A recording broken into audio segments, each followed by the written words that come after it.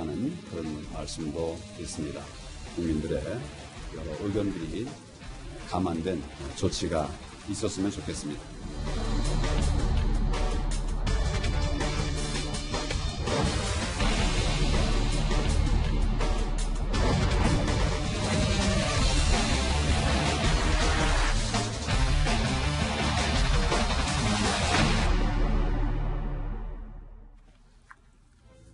어제 보석으로 풀려난 이명박 전 대통령이 349일 만에 자택으로 돌아가 첫날 밤을 맞이했습니다. 자, 이재명 차장. 측근으로 알려진 인물이죠. 이재호 상임 고문. 아침 인사를 전해 들었다고 합니까? 어땠답니까? 지금 이명박 전 대통령이 만날 수 있는 사람이 직계 가족, 그리고 직계 가족의 배우자, 그리고 변호인밖에 없지 않습니까? 네. 그래서 이재호 상임 고문도 직접 만나지 못했고 변호인을 통해서 잘 주무셨다는 얘기를 들었다, 이렇게 이제 언론에 알렸습니다. 네. 그리고 아무래도 이제 보석 나왔기 때문에 병원을 갈 때 물론 법원에 허가를 받아야 되지만 이제 치료도 받을 수 있고 이래서 더 이제 건강 좋아지지 않겠느냐, 이런 기대감도 표시했고요. 네. 그래서 좀 한시를 놓는 듯한 그런 모습을 보였습니다. 조 교수님, 근데 이 MB 자택 앞에서 일부 시민들이 좀 소란을 피우기도 했다고요? 그렇습니다. 일부 시민들의 소란을 피웠고요. 사실은 이제 그 박근혜 전 대통령과 다르게 이명박 전 대통령 집 앞에서 이명박 전 대통령을 지지하는 측은 그렇게 많지 않았어요. 그래서 소란이 결국은 반대하는 사람들, 그러니까 석방을 반대하는 사람들이 다시 감옥으로 돌아가라, 이런 외침을 하는 사람들이 몇 명 있었고요. 네. 그래서 소란이 있었는데 그거는 크게 많은 사람이 모여서 한 건 아니고 몇 명이 개인적으로 와서 그런 발언을 했다고 알려지고 있습니다. 네. 이재호 상임 고문은 이명박 전 대통령 석방을 두고 국민적인 실망이 크다라는 여당의 비판에 대해서 이렇게 반박을 했습니다.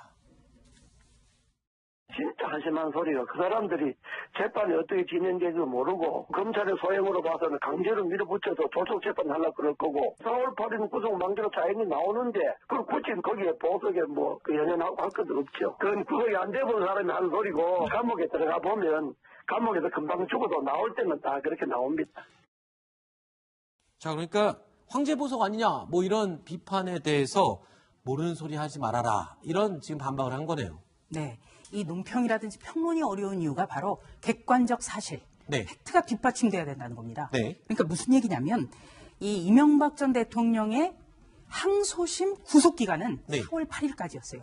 그런데 재판부가 이 4월 8일까지는 항소심을 도저히 열 수가 없다. 네. 이렇게 판단을 했다는 겁니다. 자, 우리 형사법 대원칙이 뭐냐면 구속기간이 만료했을 경우에는 불구속 상태에서 재판을 받게 하는 것이 원칙입니다. 네. 그렇기 때문에 이제 이재호 고문 같은 경우는 좀 감정적으로 좀 대응을 했습니다만 네. 여당에서도 그런 객관적 사실을 먼저 전제하고 논평을 했으면 어땠을까? 알겠습니다. 이런 아쉬움이 듭니다. 자, 그런데요, 이렇게 이명박 전 대통령이 보석 결정으로 풀려나자 한국당 내부의 기류가 조금 달라지고 있는 것 같습니다. 박근혜 전 대통령 석방을 요구하는 목소리가 공개적으로 흘러나오기 시작했습니다.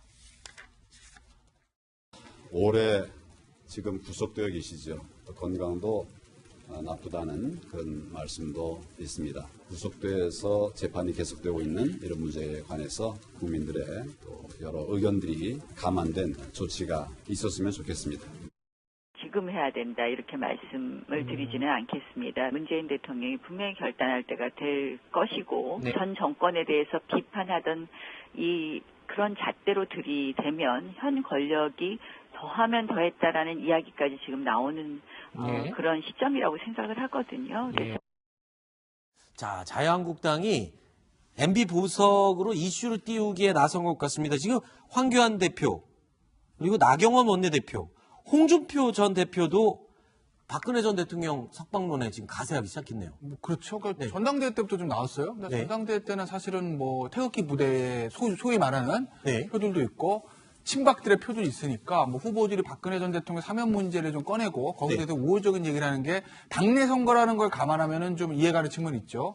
그런데 이제 당내 선거가 끝나고 지도부가 출범을 했습니다. 그럼 뭐냐면 이제 총선이거든요. 물론 1년 정도 남았지만 네. 앞으로 자유한국당의 1년간의 모든 정치 활동의 목적은 내년 총선 승리에 맞춰줘야 됩니다. 네. 그런데 지금 황교안 새 지도부가 출범하자마자 박근혜 전 대통령 사면 얘기가 나오는데 물론 자유한국당에 배출한 전직 대통령 두 사람이 다 구속된 상태에서 한 사람 보석에 나왔고 한 사람은 지금 2년을 지금 구속돼 있는 상태이기 때문에 그 당이 배출한 대통령이 밖에 나오길 바라는 그런 인간적인 마음은 이해는 갑니다. 네. 인간적으로는 당연히 자유한국당의 소속 국회의원이라면 박근혜 전 대통령 사면 돼야 됩니다라고 얘기할 수는 있어요. 근데 다만 아까 제가 말씀드렸던 뭐 인간적인 이런 거 다 빼고 네. 자유한국당의 모든 정치 활동이 내년 총선 승리에 맞춰져서 이루어져야 된다는 대전제를 깔고 말씀을 드리면 네. 과연 박근혜 전 대통령 사면 문제를 지금 이 타이밍에 꺼내는 게 자유한국당 내년 총선 승리에 도움이 되는 것인지 아닌지는 조금 더 냉정하게 볼 필요가 있다라는 거죠. 아하. 그것에 대한 어떤 뭘 정치공학적인 분석이라고 좀 비판하시는 분 있을 수는 있으나 네. 그것부터 해놓고 그리고 나서 박근혜 전 대통령 사면을 꺼내는 게 도움이 되는 것인가 아닌가를 조금 냉정하게 볼 필요가 있다라고 저는 봅니다. 자, 그렇다면 한국당 주장대로 박근혜 전 대통령의 석방론을 좀 따져봐야 될 것 같습니다. 이게 가능한 이야기일까요? 아시다시피 그 박근혜 전 대통령의 경우에는 불법적으로 공천에 개입했다는 혐의로 2년의 실형이 확정된 것이 있습니다. 확정된 형이 집행이 되면서 불구속으로 재판받을 가능성은 거의 없다. 사정을 좀 잘 아실 만한 분들조차도 계속해서 이제 석방 얘기를 하는 것은 제가 봤을 때 좀 정치적인 의도도 있지 않나 이런 생각도 듭니다. 결론적으로 보면 김태현 변호사님, 법적으로는 좀 불가능하다는 얘기인 거죠? 지금? 형집행정지 있긴 있는데 그건 빼고 네. 현실적으로는 박근혜 전 대통령 같은 경우 지금 이명박 전 대통령처럼 보석 뭐 이렇게 할 수 있는 건 아니고 왜냐하면은 지금 아까 박주민 최고위원 얘기했듯이 이미 공천개입 문제가 확정이 돼서 지금 형이 확정되는 사람이거든요. 그러니까 네. 보석은 안 되는 거예요. 뭐 형집행정지도 있을 수는 있는데 뭐 어찌됐든 간에 지금 다른 재판받고 있는 사건들이 있어서 그것도 쉽지 않고 네. 그러면 결국 현실적으로 가능한 건 국정농단 사건, 삼성 뇌물 관련된 그게 다 확정되고 그리고 문재인 대통령 또는 뭐 차기 대통령의 특별 사면밖에 없고. 아하, 알겠습니다. 자, 이런 가운데 한편 이 황교안 대표가 어제 국회에서 아주 반갑게 만난 사람이 있습니다. 누굴까요? 영상으로 확인해 보시죠.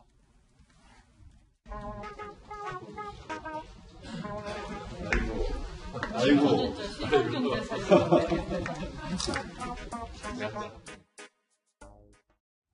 이현주 의원을 보자마자 아이고 하면서 굉장히 반가움을 표시했어요.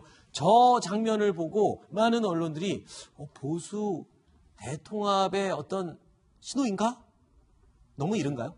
뭐 그렇게 볼 수 있는 측면도 있겠죠. 근데 일단 두 사람이 굉장히 각별한 관계이긴 하더라고요. 네. 그러니까 지금 화면 보시는 것처럼 이현주 의원이 사법연수원에, 그러니까 사법시험에 합격해서 29기로 사법연수원에 들어갔었는데 당시에 바로 황교안 대표가 사법연수원 교수였다고 합니다. 네. 그러니까 어떻게 보면 사제지간이기 때문에 또 모처럼 만나서 반가웠을 수도 있고요. 지금 얘기하신 것처럼 사실 어떻게 보면 한국당 이제 황교안 대표가 가장 강조했던 게 보수 대통합 아니겠습니까? 그렇죠. 그렇게 되면 한국당보다 좀 더 왼쪽에 있는 건 아무래도 바른미래당일 테고 그렇죠. 좀 더 오른쪽에 있는 건 이제 뭐 대한애국당을 해야 될까 태극기 부대일 테고 이럴 텐데 그렇다고 그러면 이현주 의원이 바른미래당에서 합류한다면 어떻게 보면 황교안 대표가 그리는 보수 대통합이 시작될 수 있는 그런 출발점이기 때문에 그런 점에서 좀 각별하게 인사를 나눈 게 아닌가 그렇게 보입니다. 알겠습니다.